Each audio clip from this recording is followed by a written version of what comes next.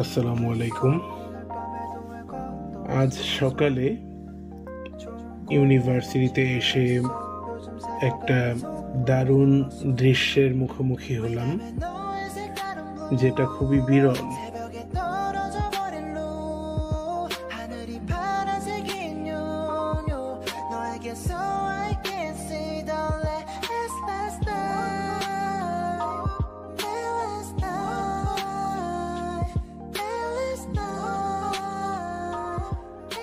এখন সময়টা মার্চের মাঝামাঝি, যখন বসন্তের হালকা হাওয়ায় পলাশ আর শিমুলের রঙে চারদিক রঙিন হয়ে ওঠার সময়।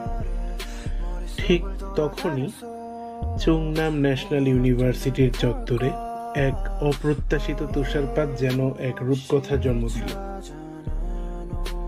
গাছের সবুজ পাতা আর সদ্য ফোটা ফুলের ওপর সাদা বরফের আস্তরণ এক মায়াবী দৃশ্যের অবতারণা করল, যা ঋতুচক্রের চিরপরিচিত ছন্দকে যেন ক্ষণিকের জন্য থামিয়ে দিল।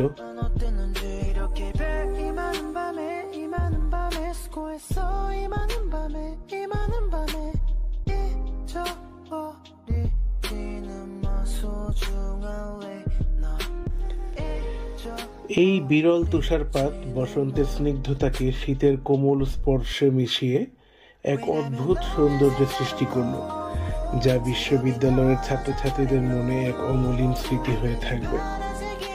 যেহেতু এটা দক্ষিণ কোরিয়ায় আমার দেখা প্রথম তুষারপাত, তাই আমার কাছেও এই ঘটনাটি স্মরণীয় হয়ে থাকবে। নিজেকে ভাগ্যবান মনে করছি এমন একটা বিরল তুষারপাতের সাক্ষী হতে পেরে। সবাই ভালো থাকবেন, দেখা হবে পরবর্তী ভিডিওতে। আসসালামু আলাইকুম।